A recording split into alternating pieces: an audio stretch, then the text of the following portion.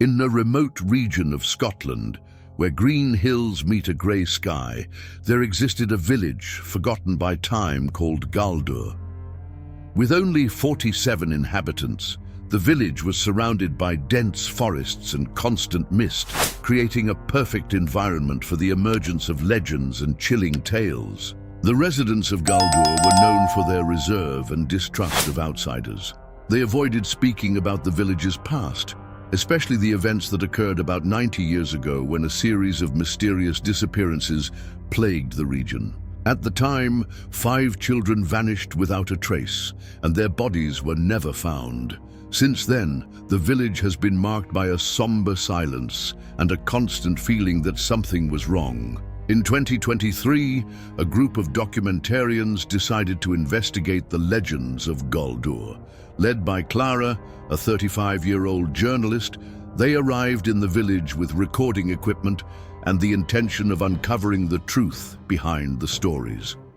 However, the residents greeted them with hostility, refusing to cooperate or provide information.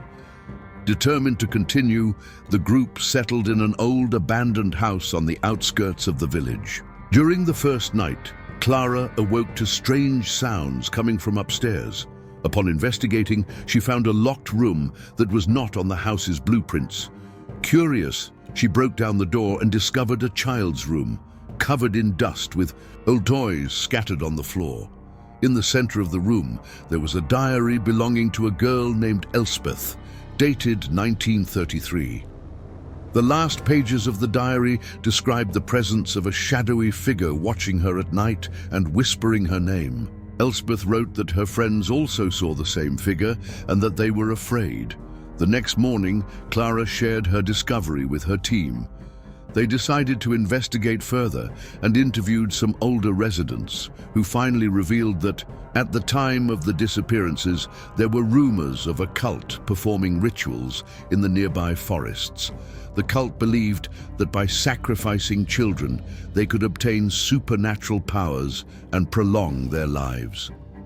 Intrigued, the group headed into the forest in search of evidence. After hours of walking, they found a moss-covered stone circle with strange symbols carved into the surrounding trees. In the center of the circle, there was a stone with dried bloodstains and small bones scattered on the ground.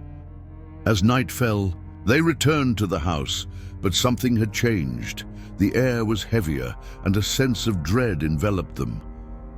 During the night, Clara had a vivid nightmare in which she saw Elspeth being dragged by hooded figures towards the stone circle. She woke up sweating with scratch marks on her arms.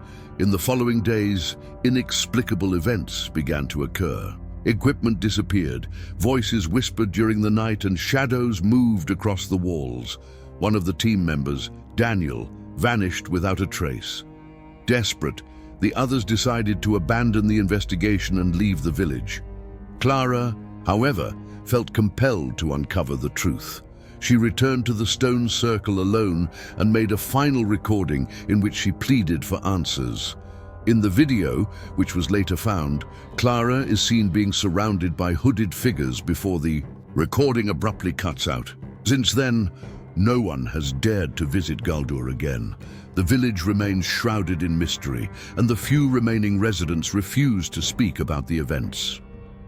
The story of Clara and her team serves as a grim reminder of the dangers that lurk in the shadows and the price one pays for seeking the truth.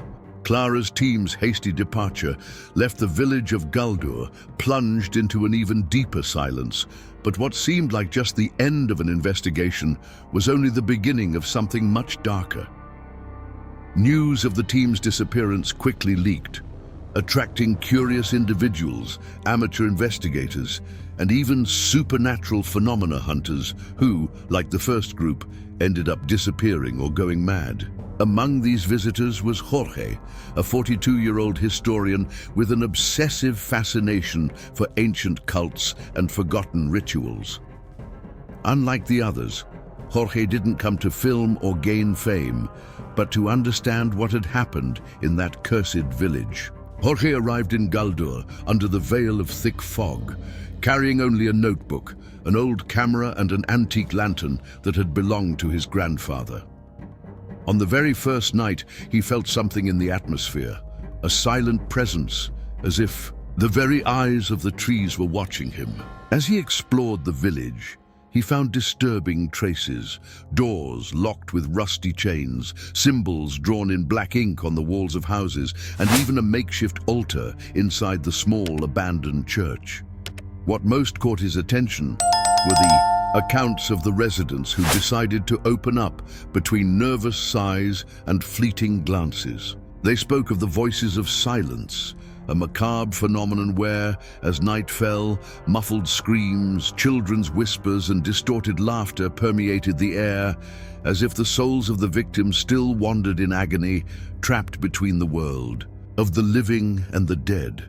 The oldest residents remembered that these voices emerged shortly after the cult had been violently destroyed by revolting villagers, but that the evil had taken root so deeply that nothing could eradicate it. On his third night in Galdur, Jorge decided to record constantly.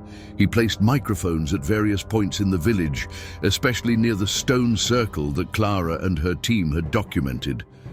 When he revisited the recordings the next morning, he heard something that chilled his blood, an almost imperceptible murmur, which gradually transformed into a clear voice, repeating his own name. The shiver wasn't just from the sound, but from the certainty that it couldn't be natural. Gradually, Jorge began to suffer physical and mental changes.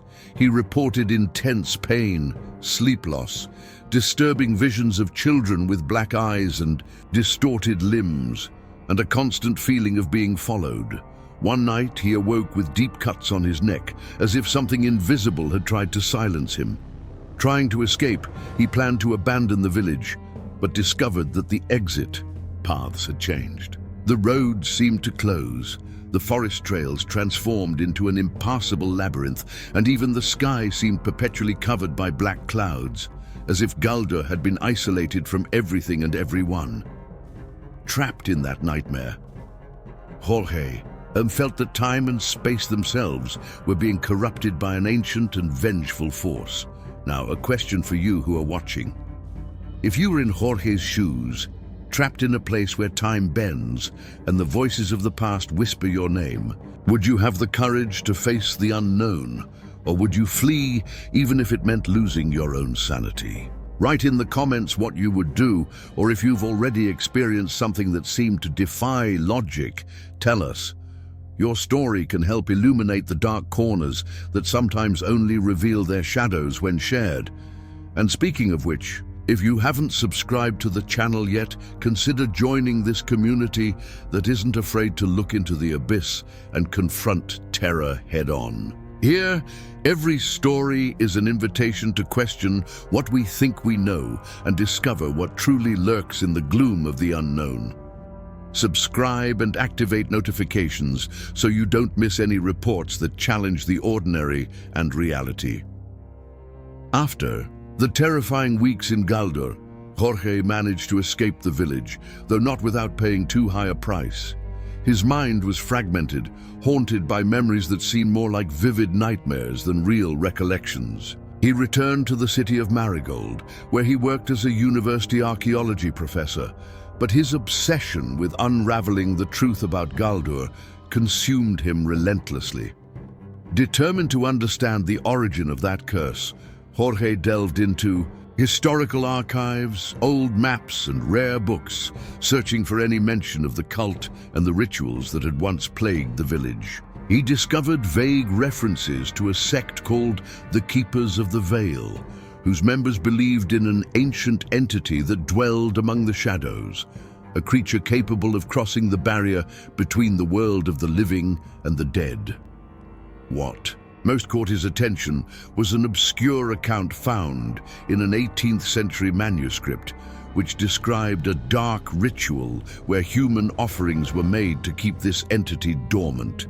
If the ritual were interrupted, the evil would be unleashed to consume everything in its path. Apparently, the destruction of the cult in Galdur had broken this delicate balance, and the result was the release of an ancient and bloodthirsty evil.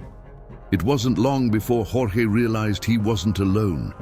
The visions became more frequent, the voices more insistent, and the feeling of being watched accompanied him, even amidst the city's hustle and bustle.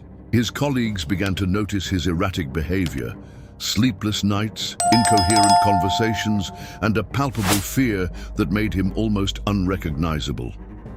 The last time anyone saw Jorge was on a rainy dawn when he headed towards the old city cemetery, carrying a black book and a silver dagger. Some residents reported hearing screams that cut through the fog, followed by an absolute silence, and then a strange glow coming from the oldest tomb in the cemetery.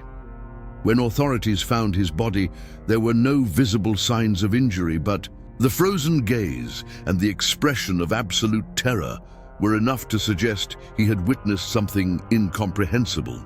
Beside him, the black book was open to a page with a grotesque symbol, similar to those drawn on the walls of Galdur. The mystery of what truly happened that night was never solved. But those who know the story whisper that Jorge released something that should never have been awakened. Since then, the village of Galdur and the city of Marigold carry a shadow that extends beyond time, a cruel reminder that some secrets should remain buried. Years after Jorge's death, reports began to emerge of mysterious disappearances and paranormal occurrences in both Galdur and Marigold. Residents who ventured at night through the old cemetery or the village ruins claimed to hear indistinct whispers, invisible footsteps, and felt chilling presences that made them flee in despair. Some even claimed to have seen hooded figures with glowing eyes, as if they were guardians of a terrifying secret. The academic community tried to maintain rationality, attributing the reports to local superstitions, but the accounts were too numerous and consistent to be ignored. Local police even opened investigations into the disappearances, but no clues were found. The bodies simply didn't appear, as if swallowed by the earth itself. Meanwhile, a forgotten page from Jorge's diary was discovered by a young researcher named Elisa, who became interested in the story as a way to understand the phenomena that had long haunted her own family. In the diary, Jorge spoke of a final ritual, a possible way to contain the ancient entity, a ceremony that required voluntary sacrifices, not to feed the creature, but to strengthen the barrier between worlds. Elisa, brave and fascinated by the unknown, decided to investigate. She ventured through the ruins of Galdur on a cold autumn night, equipped with Jorge's notes and symbols drawn on ancient parchments. As she advanced, she felt the air grow denser, a growing oppression that seemed to crush her soul. She heard distant voices, like a mournful choir calling her name, and a feeling that something was moving just beyond her sight. In the center of the ruins, Elisa found a circle of stones marked with runes and strange symbols, exactly as described in the diary. There she began to intone the words of the ritual, trying to invoke the force capable of sealing once and for all the entity that had so long brought suffering. However, the moment she completed the last phrase, the ground shook violently, and a colossal shadow emerged from the darkness, not a creature, but a void, a black hole of pure malevolence. Elisa realized too late that the ritual was not to seal, but to definitively open the portal. She tried to flee, but felt herself pulled into that abyss, her screams muffled by the night. From that day on, Elisa also disappeared, and the portal remained open, a dark wound in the fabric of reality, spreading fear and despair. Today, both Galdur and Marigold are avoided by residents and visitors. They say that whoever dares to enter is never seen again, and that the darkness that Jorge and Elisa awakened continues to grow, waiting for its next victim.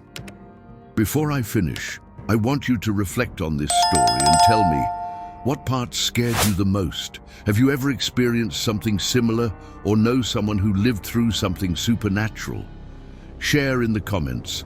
Let's build a community where fear and Truth Meat. If you enjoyed this journey into the unknown, you know what to do. Subscribe to the channel so you don't miss any macabre tales, because the night is just beginning, and here, fear has a voice. We'll see you in the next video with more stories that will chill your spine.